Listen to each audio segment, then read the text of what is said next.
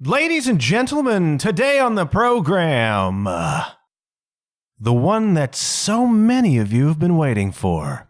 Because yes, today, 38 episodes in at long last, today I have the great and powerful Sarah Smith.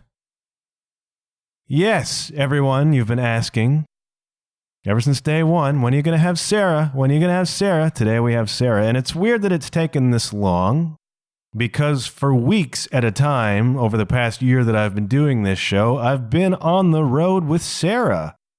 Now, we've done loads of road-episodes, and we've had time here and there, but it's never quite come together that she and I could sit down and actually talk. Well, we finally done it.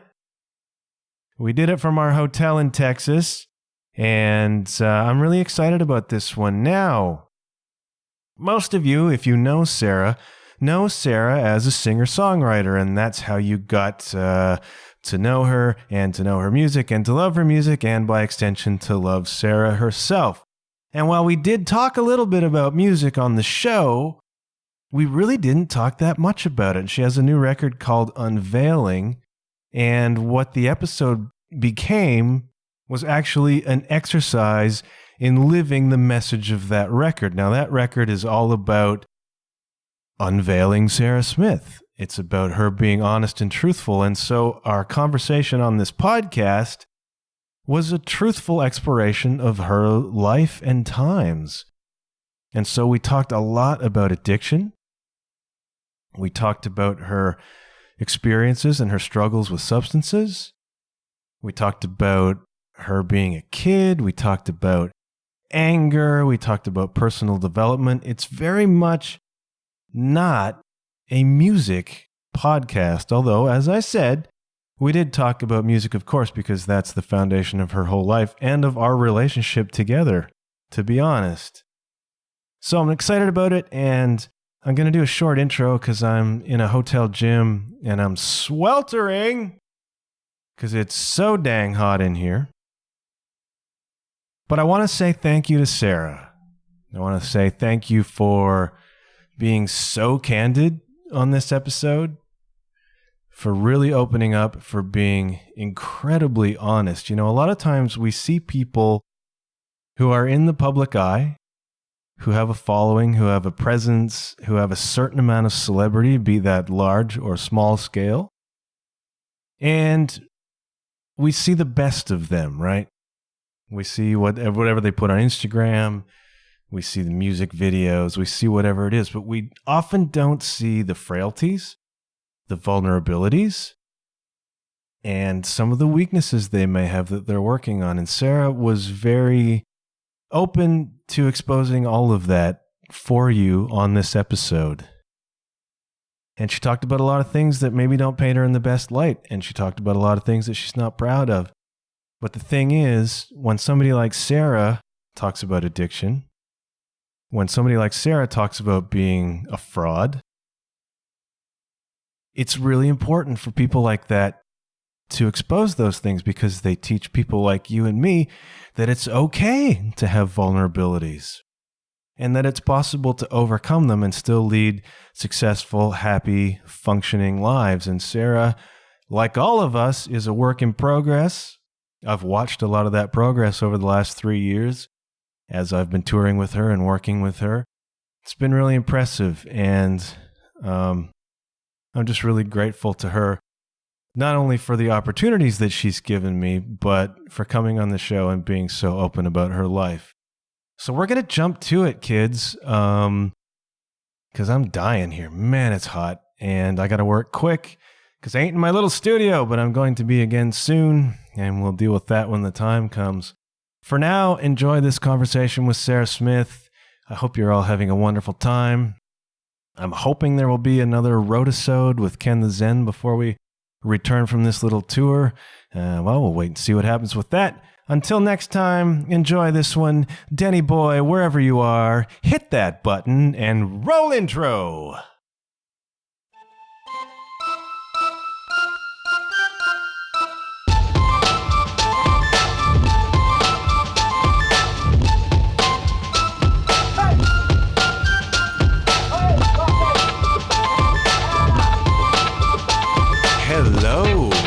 You're listening to the John Huff Podcast.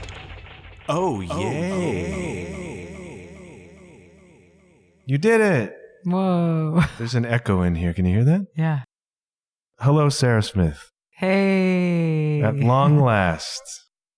We finally sit down where the Breakfast Club people sit every morning. Every morning. We have like this group of, I think it's 8 Canadian snowbirds that are down here in Texas, and they're staying at the same hotel we are for the entire month. They're down here to get their teeth fixed in Mexico. Yeah, as you would.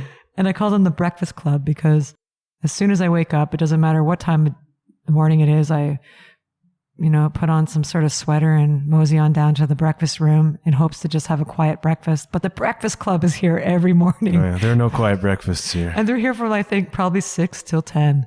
You think? I think so, because we've been here at all hours, and they're here. And they're just like, hey, they love what's up? us. How are you? Where's your show tonight? I'm like, dude, I just got up. I don't know where I'm playing. They have a good time. They are amazing. Yeah. They sold their farm. They took their family to Disney World. And one of them. I think they have like 4 kids, and they took all of them and their spouses and all the grandchildren to Disney World. And then after the holiday, they said, okay, hope you guys had fun because that's your inheritance. That's your inheritance. I worry sometimes what I'm going to leave for my cats when it's all over. At least some of those tinfoil balls that you throw on the floor, I'm sure there'll be. Thousands of them. Yeah, they'll be in the rug. We'll take, in like our living room, we'll lift up the heat vent. Oh. And there'll be 20 cat toys that have been knocked in there into the pipes. Oh. Take them out and they gather around. What do you got? What do you got? Oh, I remember that one. So, it's taken almost a year since I started this show. You did make one appearance on the first road-a-sode. In my red boxer shorts.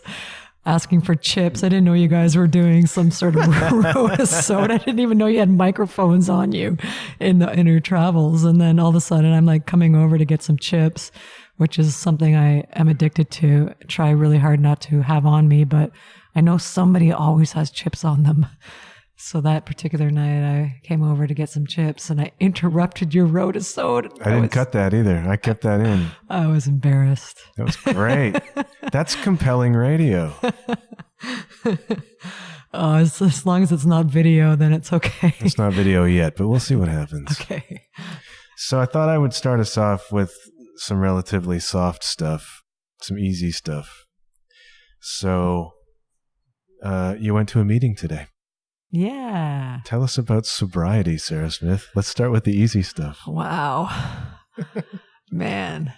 Well, first of all, John, congratulations on almost a year of doing your podcast, because I remember when you were talking about it, it was a dream, sort of like a vision that you had.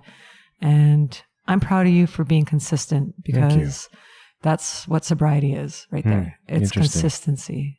And over time, you build up time. Right. So now you're at almost a year. That's incredible, because sometimes you want to do it and sometimes you don't, just like sobriety. Yeah. Sometimes you want to do it. Sometimes you don't. Yeah. Because it takes discipline and it takes work, and it's not always easy. Now I can say, like, for me, it's been a consistent amount of time. It's been 3 years and a few months that I've been 100% clean and sober. That's great. Good for you. Thanks. But I had to go through a lot of learning. Like, I've been in the program, they call it, for 21 years. That's crazy. And in the 21 years, I've been half of the time clean and sober and the rest struggling. So that's my truth. And now I would 100% be honest when I tell you that I don't have a craving anymore for alcohol or drugs. And if the odd like nanosecond comes into my mind and says that a drink would be good now, or I should just use that substance now, I built up the tools to quickly know that that's not what I want in my life. Right. I think it probably takes a certain amount of vision. Like, I know where this ends. Right? Yeah. They always say in AA, play the tape to the end. Oh, interesting. So before you take a drink, play the tape to the end. What's going to happen when you take that drink? You know, maybe for a week or so, I could probably have some wine at dinner, or I could have a few drinks at a bar or whatever.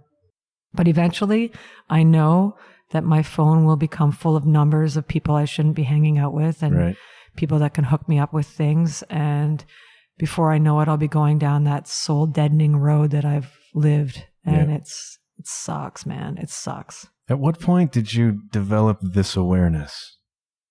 Well, I mean, it was many years of experimenting with trying to quit. Right. So I always felt, you know, like celebrating. So I would get a few days or a few weeks or even a few months, and at one point a few years of sobriety. And but then I would celebrate by saying I did it, and aren't I a good girl? Right. And the people that I was closest to in my life were not sober. And so I thought, you know, I want to be on that level with them so I can relate with them. And usually it was just me trying to relate with people that I loved, and because I felt left out. And, interesting. And then I would try to use a little bit here and there, but eventually I would just become a loser. Because you're not capable of part-time anything. You're not capable of casual anything. Well, I keep trying, John, but like, I mean, if you've met my mom, oh my God. Like if you met my mom, if anybody out there's listening, like my mom, I guess as Ken the Zen has said, I am my mom. Interesting. And that's scary because she's, you know, hardcore everything. Like at my 1 year, this past 1 year sobriety birthday, my mom and dad came to support me. Mm-hmm. And my mom was so overtaken by emotion that she started singing Amazing Grace, like in the middle of the party. And everybody was like, what is with this woman? But it was also really touching. She was bawling and she was singing Amazing Grace because she didn't know what else to do. She's a church lady. She was just so overtaken by this emotion of people supporting my better living and healthy lifestyle. And so she said that after that meeting, it changed her life. And so she quit peanut butter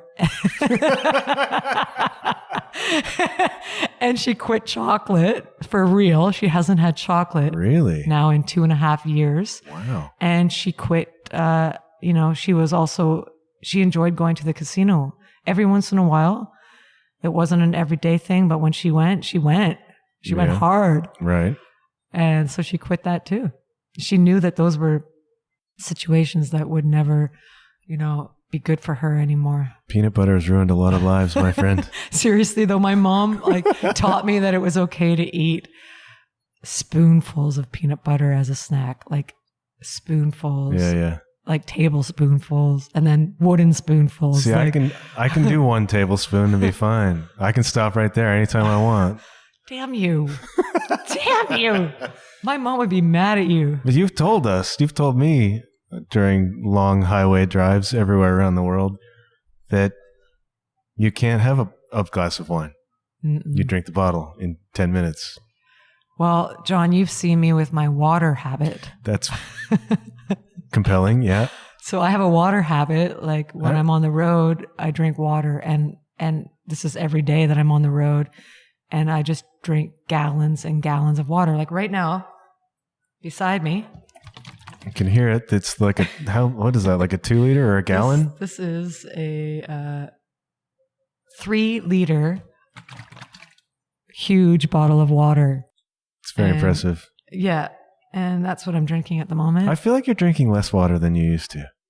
Wrong. I've seen you get in a gas station in Europe like a Tetra pack of 6 1-liter bottles and drink them in a day. Okay, you're right. I'm not buying as many 6-liter bottles of water. You're just filling up? I'm refilling. I got my sport cup with me and I refill that thing like constantly. And peeing and peeing and peeing. I have a problem. I can't. What's with the water? It's with everything, John. Like it's everything. Like I've tried my hardest to have some sort of mental strength and disciplining myself to stop when things are going too much. And instead of like driving myself crazy, I stopped the bad habits and just allowed the good habits to continue. So for instance, I like to go to the gym. Mm-hmm. I like to drink water. I like to play music. Mm-hmm. I like love. I like, my routines. I like yoga. I like meditation. So those things are things that I consistently am okay to allow myself to go to the extremes with. Yeah, no, that makes sense. And I'm getting rid of the other things like peanut butter and chocolate. The family vices. You're breaking that cycle. But I still eat peanut butter and chocolate. I've seen it. Well, there's very little else for you to eat around these parts because you also now are on a plant-based diet, right? As much as I can be, plant-based all the way, like as much as I can be. I've been known to allow myself to also just not be so crazy about it. If I was on the road being 100% plant-based, I would drive myself nuts. That's hard to do in a lot of places we go. Like today for dinner, there was a bun with our stir fries. Right. It probably wasn't plant-based, and I didn't ask, and I just ate the damn bun, you know? Yeah, I get it. Sometimes you got to just eat what's put in front of you. Yeah, but you're making, over the past, since I've known you well, which is about 3 years, maybe 4 years, you've made enormous lifestyle changes. Like enormous ones. And I know it's not easy to do. And I've always been impressed. Mm-hmm. I've told you, but I'll say it again. Your sobriety has impressed me very much because I know how easy it is. How simple it would be to just have a glass of wine with the band and play that game. Yeah. I mean, but you know, it's emotional to me. But you know, you can't. And it's impressed me because, I mean, we've been in situations where we get anything we want. It's been offered to us all over the place. And every day. I mean, you know, from your Joy's days, it's not hard to get the stuff and you don't, which impresses me. So good on you. Thanks. Yeah. It's not really at this point. It's not like, I'm emotional right now because that means a lot. Good. Yeah. It's not really a choice anymore. It's more of I'm so grateful for what I have that I don't want to fuck it up. Yeah, sure. You know, and I know that if I go back to that lifestyle, I'll fuck it up. Mm-hmm. So at this point, it's like, I just have to maintain it. Yeah. Which you're doing. And also the good feelings, the reasons I first did drinking and did drugs, I can get those without now. Right. I can meditate to a place that is nirvana. I can just be walking and feel at 100% peace. Mm-hmm. Nothing bothers me in moments. That's, sometimes the reason I did drugs was I just felt this need to be loved, and I wasn't feeling loved by or affection by a person I needed to feel it from. So I would numb myself. But now I'm able to give myself love and affection. I don't need it from anybody else. Yeah. There's a lot of things that the reasons I did drink and do drugs, I still have those reasons, but I can fulfill them naturally. It's a different coping strategy, a different approach. Mm-hmm. Is it the same way with a lot of addicts? I don't know. Is it hard to say? The reason that I go to meetings, because you're with like-minded people that struggle with substance abuse. And the reasons that we struggle with substance abuse, I think, are all different. I think a lot of the reasons come from childhood trauma, and this need to be loved and not feeling it. But I really don't know what other people go through. I know that we all share our stories with each other so we can relate to each other. I can tell you that I think that it's absolutely something you're born with. It's like a different brain chemistry that you're born with. And the more you feed that chemical into your brain, the more your brain craves it and wants it and desires it. Right. And when you cut yourself off from it, it's really hard to feel happy for a while. Really? The dopamine levels are changed in your brain. The serotonin levels are changed. And you feel sometimes you can feel really quietly depressed. And then at one point I realized that, that feeling became peace. Right. Rather than sadness or depression, it just became balance and peace. Well, this took like the better part of a couple of years, right? For your brain to reset itself.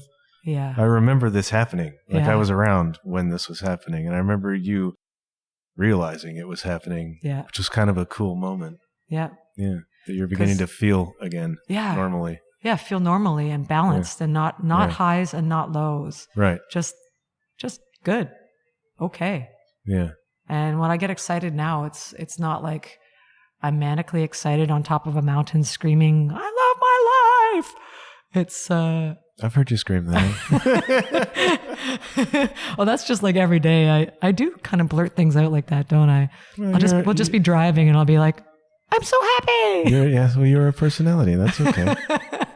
That's why people love you. I think that the number one space I live in currently is honestly gratitude. I just live in this space of graciousness. I feel like I've been given a gift of this beautiful life. And even when, like John, you and I talk about all the time about the defeating voice, the voice inside us that wants to defeat us and wants us to give up and give in and pack our bags and go home. Mm-hmm. And I'm literally speaking about giving up our dreams. Mm-hmm. And you and I have talked at length that how easy it would be to give into that voice, right?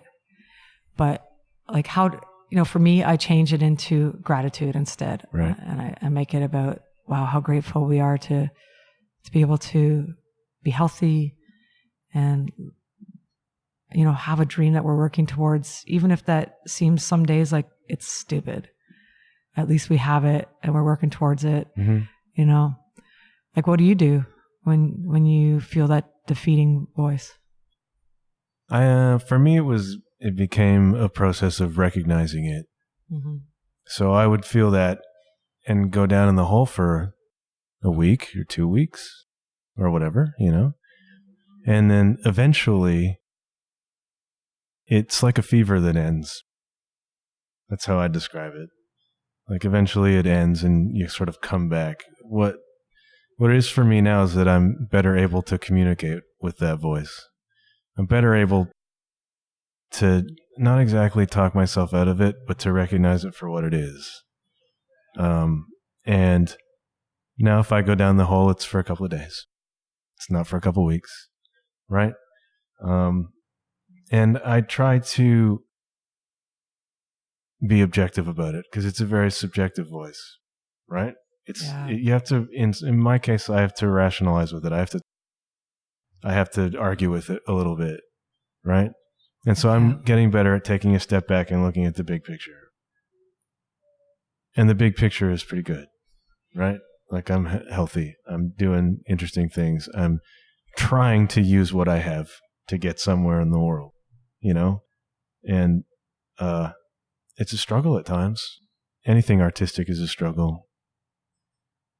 But I'm also getting better at letting go because the voice of self-doubt holds a consequence over your head. And the consequence is you're going to fail. But if you let go of failing, then it has no more power over you, right? Exactly. So I'm getting better at saying, okay, maybe. You say that to me all the time. Yeah, well, in a different context. Okay. But maybe. I say it to me too. Okay. I might fail. Okay. And once you begin to turn that around to, it's okay if I do, then it loses its weight quite a bit. So I'm getting better at that.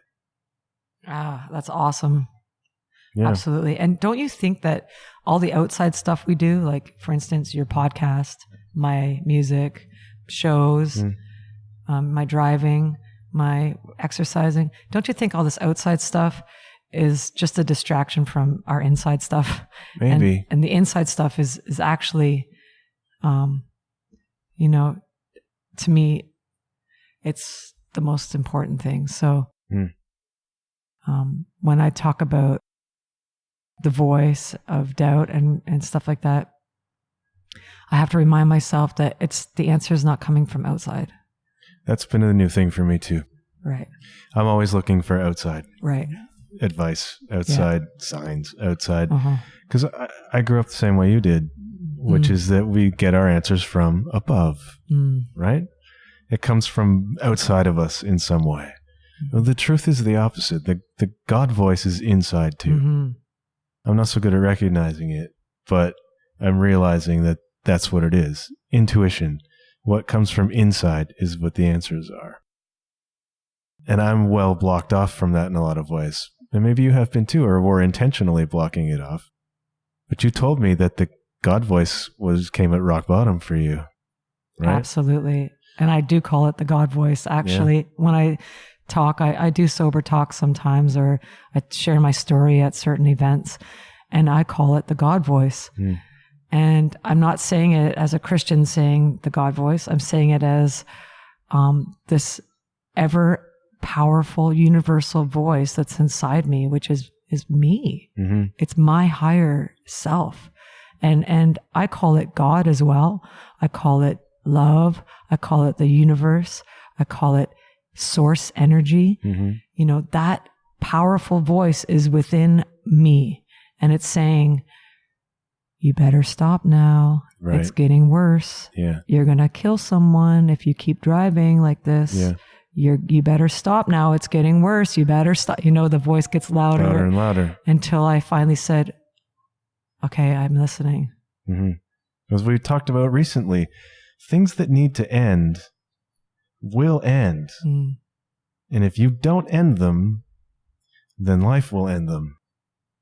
Usually more painfully than it had to be, in my experience. Same deal. Like, you were going to quit using, or you were going to go to prison or dead. It was going to end. Your choice or mine. That's right. That's what I felt. I felt like I've given enough chances. I better stop. Yeah. I had enough chances. I just kept picturing, like, you know, I used to get in my vehicle after a night of, you know, partying. Yeah. And I just kept picturing what would happen, you know, selfishly if I lost my license, if I got charged. Right. And then it got deeper. What happened if I hurt myself, injured myself? And then it got even deeper. What happened if I took somebody else's life? Yeah. Many people's lives. You know, unfortunately, people have had to learn these lessons, and I've watched them learn them through my programs that I go to. I bet.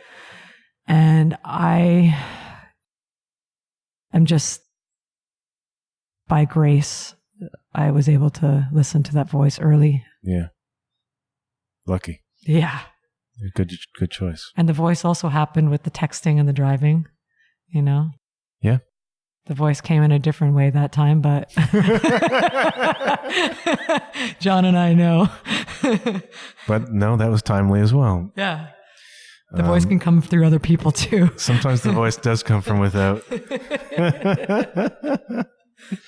So, I mean, most of the people who are listening to this know you as Sarah Smith, the singer-songwriter. So let's talk a little bit about that. Specifically, I'm always fascinated by times of change. And I want to ask you about the Joys ending and the Sarah Smith solo project beginning. Tell me about that period of time in your life. Oh, man. I remember it being so dramatic when the Joys were starting to, it felt like things were slipping. How long was the band happening? The band was like happening for, like, I think it was close to 8 to 10 years. Yeah. Touring all over the place. Yeah. Yeah. And it was my entire life. Right. It was everything. And, you know, when the founding member, Mike Mackay's, when he said, you know, I quit, and then the manager, Mark Watson, also quit at the same time, I was like, oh, that should have been my sign that maybe it was time. But instead, we all talked as a band and we decided to hire a new guy and continue on. But continuing on also meant that for me, it exaggerated and amplified my partying. You know, as you party and you get to a certain level, you need to challenge yourself to get to an even more level, a worse level. Challenge yourself to more risks, more drama, more just how much can I party? What can I risk? And it just got worse and worse and worse and worse. That becomes an addiction too, I guess. Yeah. And with parties come, all sorts of crazy things that aren't good for the soul. Just watch The Dirt and see what Sarah's talking about. Yeah.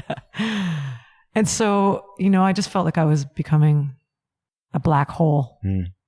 And eventually it was too much for the new guitar player, the poor guy. Who was it? Brad Derby. I didn't know it. I'm sorry, Brad. I love you. You're an amazing player. But Brad finally said, I'm done. Really? Yeah. And that kind of catapulted me into being like, shit, now what? In between the Joy's ending days, I was always playing at this little pub in Brantford every Wednesday. Yeah. And it was me and a drummer Joe, and Robin McDonald also. Good old Robin. Yeah. And so we would play at this pub, and I would write songs on the stage because there was usually like 2 people there. Right. Sometimes there'd be like 10.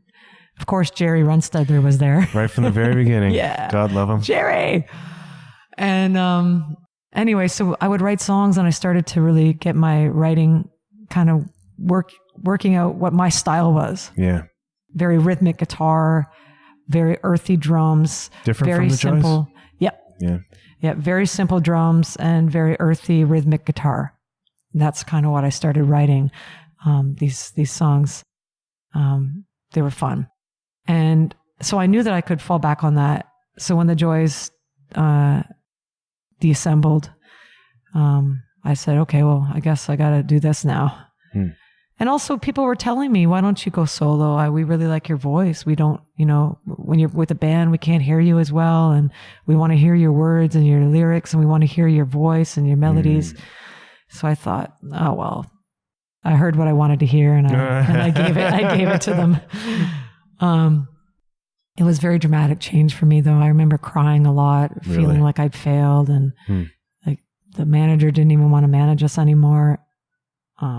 I just wasn't in a good place either. Still, just fighting with myself, my demons. Yeah, not in a good place in my relationship. It was not in a healthy place, and just gross, kind of actually. Yeah, yeah. Do you ever look back on that time? You're looking back on it now, and your lip is all curled. Trying not to. To me, it was a necessity because I was a full-time musician. So when your band pretty much is over, you got to figure it out. A lot of people, when the band is over, that's it. They return to civilian life. They get a real job or they do whatever. You didn't do that. Was that ever on the table for you? Oh God, no. I remember Ken the Zen, as we know him now.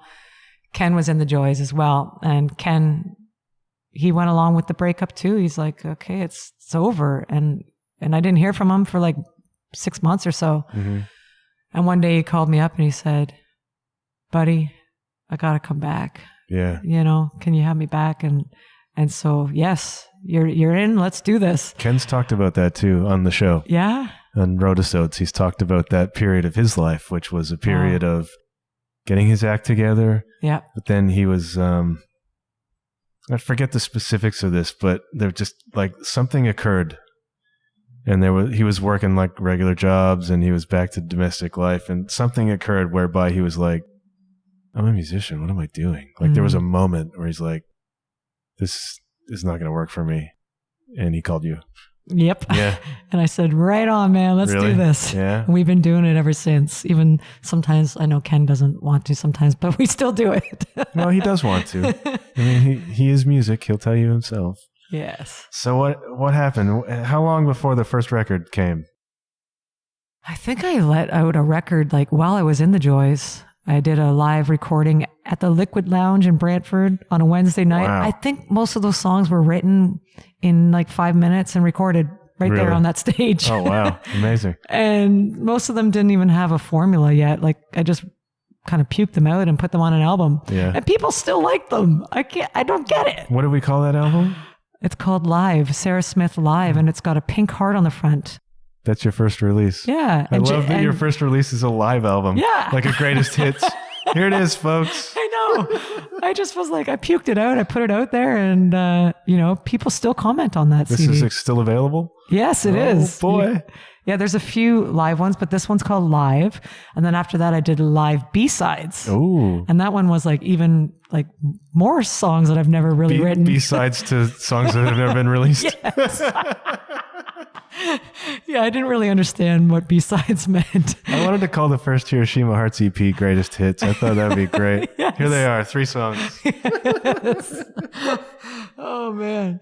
But yeah, people still buy it, and I get requested songs from those albums all the time. That's really funny. Yeah. Oh, wow. And you know what? It's just raw. It's raw. There's no thought into it. It's just raw heart. And like me as like my first I was able to just like let my voice be heard. Yeah. Nobody told me I couldn't do it. What was the process in the Joys with writing? We all kind of wrote as a band. Sometimes I would bring in a song idea or Mike would bring in a guitar lick and we wrote together as a band and created the arrangements and the beats and everything. It worked really well. Sometimes the band would write songs and I would just try and write a melody over it. Mm-hmm. Those were hard, but I did my best. You're the sort of person who really, it's very personal. Yeah. Like your songwriting is, I know Ken comes in and helps, but those nuggets come from your emotions. Like, I think you would find it hard to sing somebody else's emotions or whatever, right? Yeah. Unfortunately, I feel really, really like an asshole sometimes when people they send me their poems or their diaries and they're like, please, can you write me a song based on these words? And this is the feeling I went through. And, and I'm so happy for them that they have that outlet and that they've let it out. But I'm like, that's not what I do, man. I do me. This is my outlet. Yeah. And, I do help people put their songs and their lyrics into a song. I do that as a service. Yeah. It's something that it's a professional service though. And if you want that, you can connect with me and I will do that for you. And I will make your personal feelings into a song. But you also do a lot of co-writes, but that's a different thing. Yeah, right? Absolutely. Co-writes are still me. Yeah, they are. They're mostly. Still me. I still come out with the feeling, the vibe, the melodies, the lyrics. Yeah. I don't think I can sing on anybody else's lyrics. Interesting. So then you had Stronger Now was the first one. Yeah, Stronger Now. Which is a classic. Yeah. Of Canadiana. Stronger Now. Yeah. We've been, all of a sudden we're playing that song to retirees on this tour. Yes, they love it. Somebody requested it. I know. It's like a heart song. It is. I can't wait to play the guitar one day and really play a ripping guitar solo there. Oh yes, Sarah's been working on her lead playing on this tour. It's been really interesting. You're doing great. Entertaining. You're doing well. It's getting better and better all the time. Some days it's like right on. We do this cover of Patsy Cline's "Walking After Midnight." So it's like, it's a tasty lick. Right? So this is how I sound most days. It's like so bad. But they can't hear it anyways because they always clap over the intro when they recognize it. Yeah. So you get the first few notes right and then they clap and by the time they're done, we're into the song. Yay. It amazes me that they clap at the start of songs. There's a whole other generation of music people we're playing to. These people clap at Ken's bass solos. They get it. They're listening intently. If you do a really cool harmony, they clap. Yeah. It's so cool. It's gratifying because normally we play bars. People barely notice we're there half the time. Oh, man. Fun. So we had Stronger Now, and that's your first real solo studio record. Yeah. Right?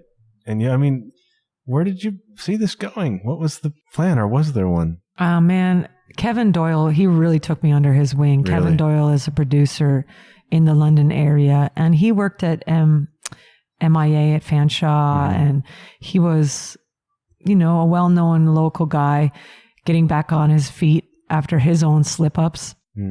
And so, two broken birds, we kind of got together, and he took me to LA, and we did some co-writes with some pretty popular songwriters. Cool. Yeah. I was like, I made it. I totally made it. I got to write with Derry Grand from Honeymoon Suite, Harry Hess, That guy's amazing. I got to write with like David Tyson, who worked on Black Velvet. Amazing. Like I was in heaven. I thought, shit, I made it. Totally. Yeah. And where I saw it going, it was pretty much exactly where I am. Really? Yeah. Yeah. I've always just wanted to travel, play music, play on bigger, better stages. And that's what I'm doing. You've done the long grind way though. Like you stayed independent through all of this, right? I just never knew if I was the kind of person that a record label would be picking up. Like I'm not Shakira, you know, I'm not, you can't put me in a box. Like what genre am I? It's very hard to say. I'm all over the place. If you listen to you listen to the 11 record all on its own. We're all over the place on that one. It's great, but you're right. Stylistically, it's everywhere. And then the new record, Unveiling, is not remotely like it at all. Same members.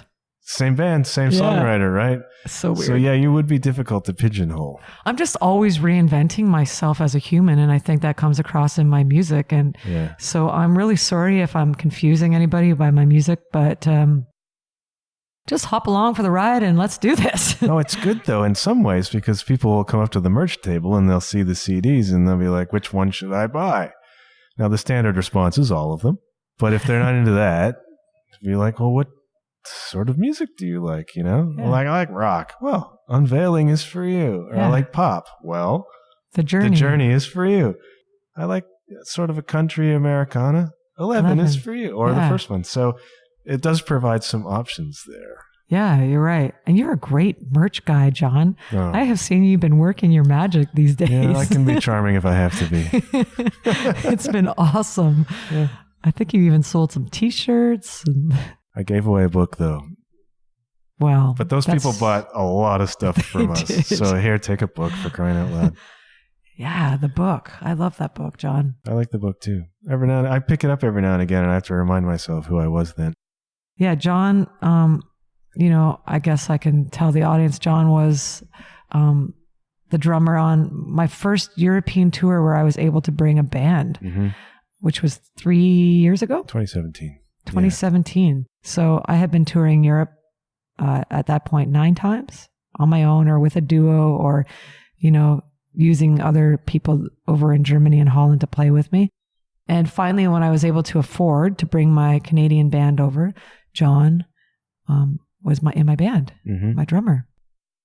And little did I know that John is an accomplished author and an amazing, amazing writer. And all of a sudden, to my surprise, he was writing a blog every day. And this was after a supposed writer's block that you'd had, right? For how long? Years. A writer's block for years. And all of a sudden, John comes out of the gate with this awesome blog every day. Day 1 of the tour. Day 2. Day 3. We ate pizza here and did this and dancing girls and I don't know, all this stuff. It's such a good blog. And so people were like all of a sudden catching on and we started getting all these views of this blog and it was going up and up every day. People were following along on our journey in Europe. And at the end of the tour, John and I talked about it and it was time to put that into a book. And so we still have some. Yeah. I was slowly but surely we're selling them out. I'm so glad we did that. Me too. That was an inspired idea by you. So thank you for that. But I was reading it recently, just between sets, standing at the merch table. There was nobody around, so I was thumbing through the book. And I had to remind myself who I was then. I was in a different headspace then. And I have not been in the greatest headspace lately. I had to remind myself because it's an optimistic book. I call it gratitude. Yeah, it's a gratitude book for sure. Weren't you there? Same thing. You were in a gracious headspace, weren't you? Yeah. Just like, wow, I have never been here before, and this was like your first time in Europe. It wasn't the first time in Europe, but it was certainly the first time in Germany. Right. And certainly the first time playing music. Right. It was the first time touring there for sure. Mind blowing. Yeah, and it's good to be reminded sometimes, you know. And I needed that, so that's cool. And we also have a book now that's 50% off on the merch stand. The thumb through book. The spine's all cracked on it. No, that one's worth more. I've used it. That's like it's got character now. I remember you playing the early demos for the Unveiling record to me. You had like 2 years ago, it probably was. Where you had just I don't even know if they were even just acoustic. Yeah. Check out these new songs, you said, and they were like rock and roll songs. Yeah. This is a rock and roll album. Unveiling, the new one. I swear that I was mostly influenced. Not only was I influenced by my life experiences of going through, for me, it was a really, it was a struggling time period in my life for me. I was sober. I had many emotions to deal with. And I was going through, a change in my relationship. You know, Right. My relationship was crumbling and it was really, really tough for me. And on top of that, we were listening to the Killers like every day. On that first tour, yes, we were. And they really influenced me. That album, is it called Wonderful, Wonderful? Yeah. That album changed the way I look at music. Interesting. Because I'm not really a listener of music. But when I get onto something, I'm obsessed with it. And I listen to it over and over. It does not sound like your pattern at all. Obsessed much?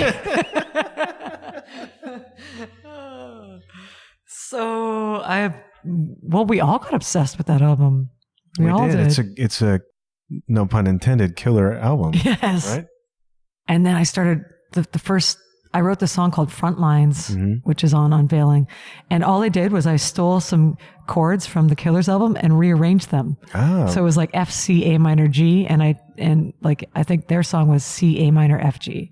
See. And I used the same rhythm pattern and everything, but it just sounds completely like a new song. Brandon Flowers is going to write me and sue you now. I hope so. That would be awesome. That would be great press. Yes. As your publicist, I say we do that. Hey, Brandon, come on, man. Do it. We stole your song, dude. Come and get us, please. I've made 10 cents off it. Yeah. So, but I was excited. I thought, and you were excited. I knew that you were really excited. Oh, I was really nervous to show anybody. I hate showing people my demos. You know, it's a very vulnerable place to be. It's a fragile place. Sure. Especially when you're writing about, painful topics. Very personal stuff. Yeah. It's a personal record. Yeah. Totally. I got it all out though. Like it's all out. Yeah. Yeah. What's your impression of that album now that it's done and you've had some distance from it? That's my impression. It's done and I've had some distance from it. You already on to the next thing or Yeah. what? Really? Yeah. Yeah. I had the poet Chris Banks on the show a little while ago, and he said his thing now is to have the next manuscript done when this manuscript goes to print. Yeah. So that he can separate from it. Yeah. I have to do that. I have to separate. Like, although I play these songs every night, I love playing them. I love the songs. I'm so proud of that album. I'm proud of myself for allowing myself to dig deep. I'm proud of my band. I think that the band just went above and beyond to make the most incredible art. In the same way, my life is not there anymore. So it's painful for me to go there. Is it? Yeah. Interesting. Do you use that on stage or does it register to you on stage? I am one of those artists that feels everything. Wow, interesting. So there's some songs, like there's a song called The Hider off Unveiling. Very powerful. And it sounds kind of like it was written about me talking about another person. Most people know who or assume who I would be talking about, but it's not. It's about me. Really? Yeah. And when I sing it, I feel like curling up into a ball and crying my eyes out. Really? Yeah. And I'm ashamed. Yeah.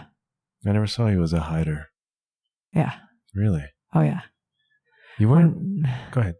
Yeah. When you don't, I didn't really understand how to deal with my inner feelings and my pain and my own struggles and my own demons. And it's taken years and years and years to rewire my thinking and rewire my patterns.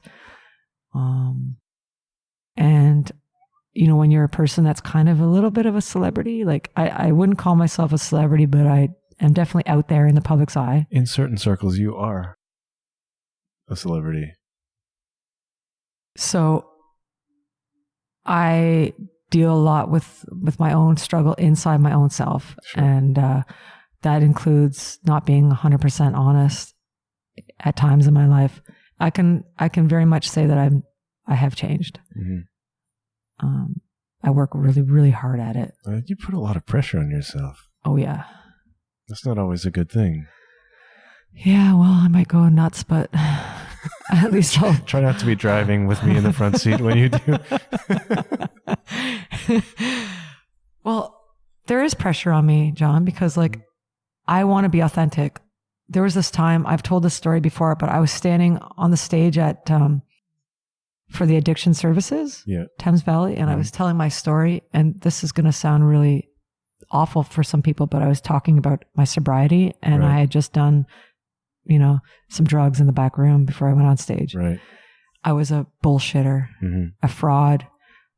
Even though in my heart, I felt like I was trying my best, I was so ashamed of myself. So now I want to be able to be authentic. I want to be truthful. This is who I am. This is why I talk openly about my past. Mm-hmm.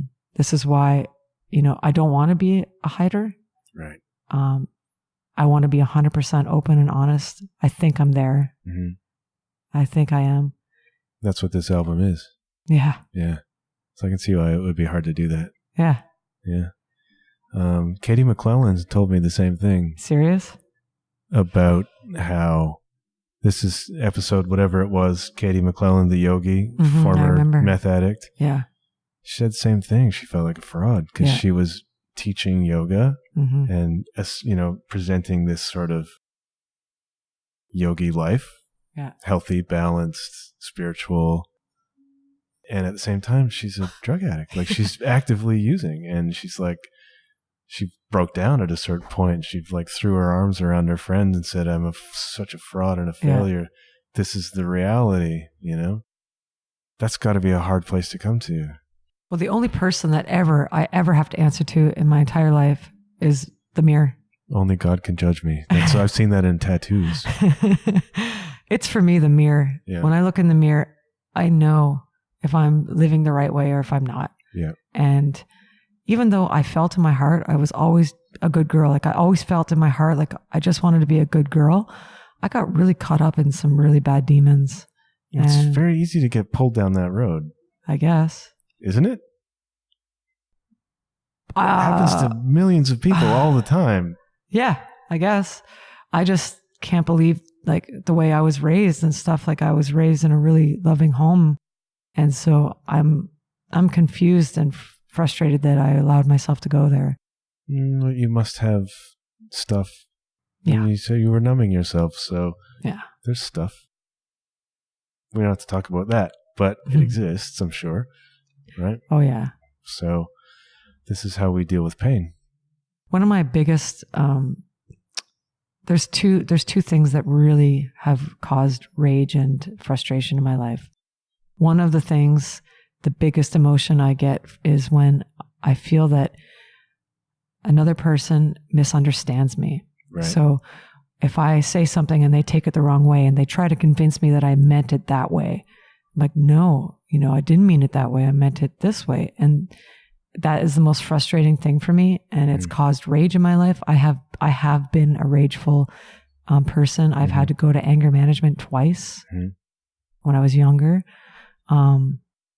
Just over that emotion, just over not being understood.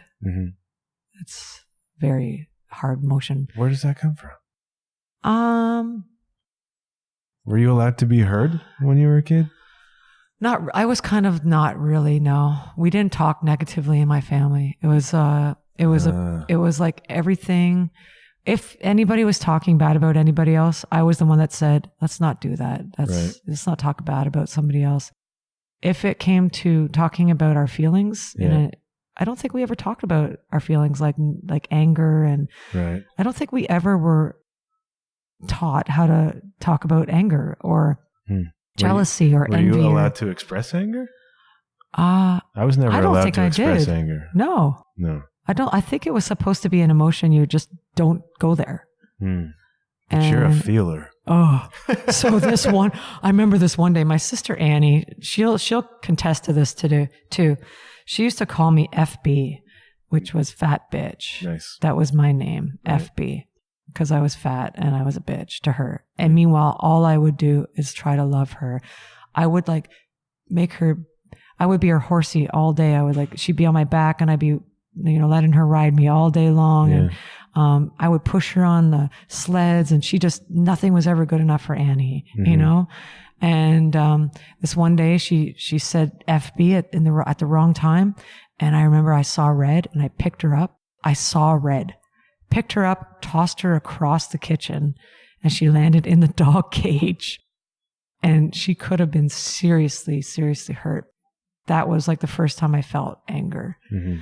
Another time was when I got caught. I was in school and my dad was really ill and he was in the hospital with some mental issues, and I was going about my business, being really busy. I was in sports and I was working and I was in music and I was top of my class with grades, and I was like Miss Popularity at this point and everything. And the teacher just stopped me and he said, "Hey, Sarah." I said, "What?" He goes, "I know you're not okay." And my face went beet red and my ears went red, and he had caught me that I wasn't okay. And it made me so angry that I wasn't able to pull the curtain over his eyes. And I just broke down. And that was another moment where I was angry because I wasn't perfect. That's a thing. Yeah. Like, where does it come from, needing to be perfect? I kind of feel it too. Yeah. But in your case, I wonder.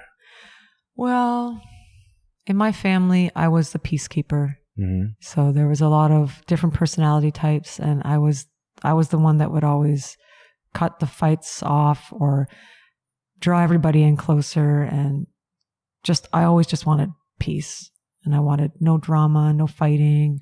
Mm-hmm. And that was my role. Mm-hmm. And then you become your role. Right? So you felt this pressure to be perfect.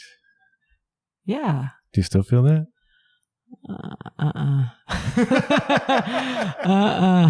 I am so not perfect. And but do you feel the pressure to be? No. Interesting. That's good. That's growth. It's absolute growth. I think I do have like a level of what my perfect is inside my own self, like what I want to strive to be. Mm-hmm. And to me, it's more about being the best human I can be. And so I strive to be like a kind person. I strive to have goals, and I discipline myself with my sobriety. And, there's definitely routines I like to hit every week. I hit a lot of them with you when we're on the road, so that's okay. Exactly.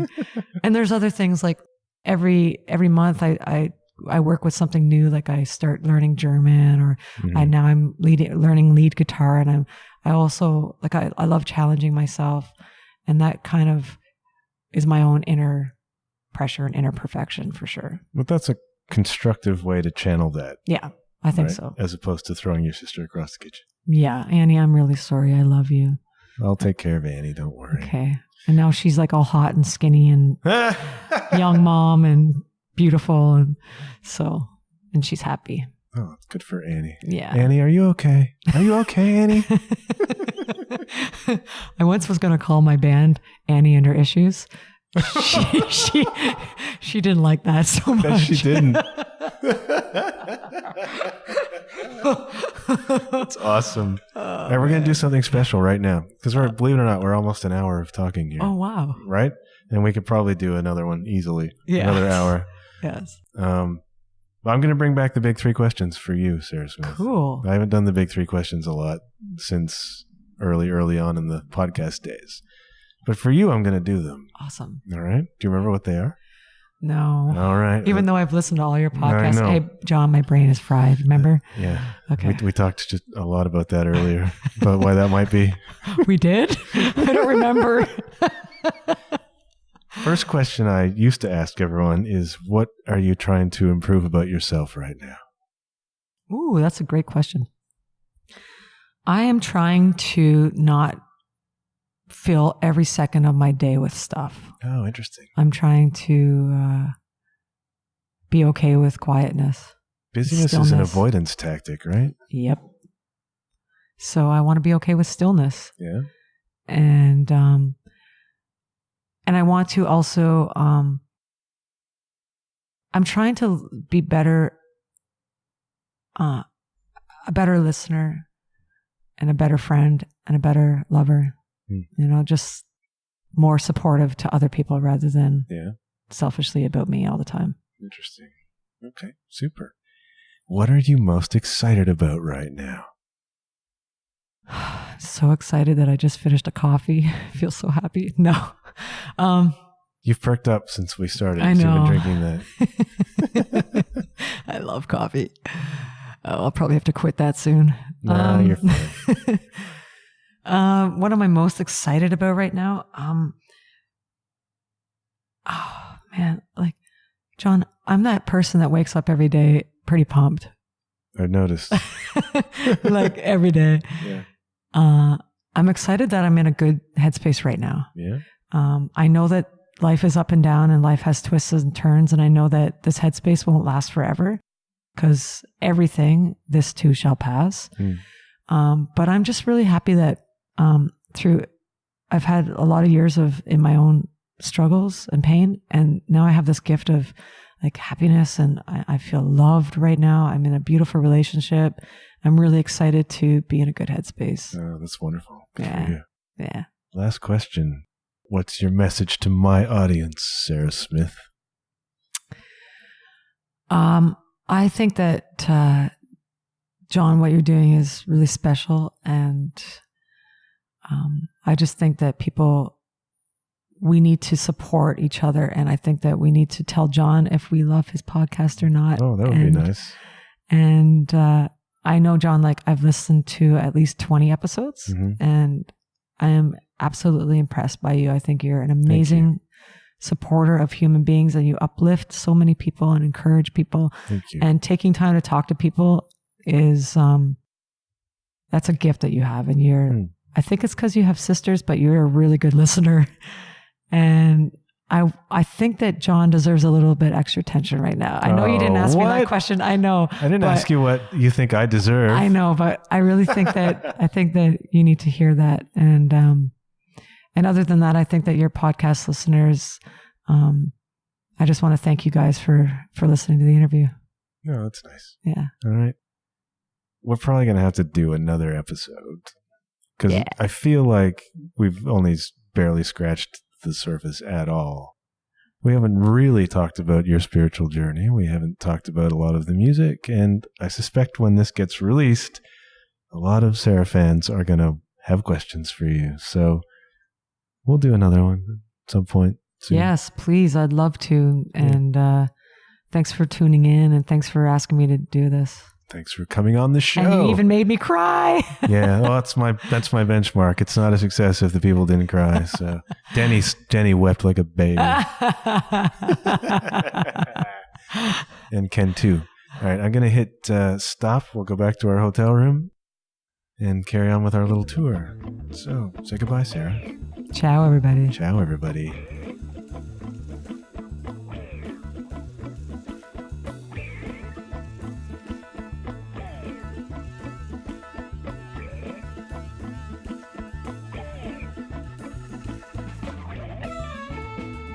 Thank you once again, gentle listener, for taking in today's show. And thank you to Sarah for being such an inspiring guest. If you want to know more about Sarah and the rest of my guests, go to www.john-huff.com. That's JOHN-HUFF.com. You can also find the show on Facebook at The John Huff Podcast. If you're an Instagram person, you can find me at JW_Huff. No matter where you listen to the show, please do me a big favor and leave a rating and a review, preferably a positive one. That's all for now, but I'll be back very soon. Until then, keep your wits about you and remember, Good things happen when you put yourself out there. Bye for now.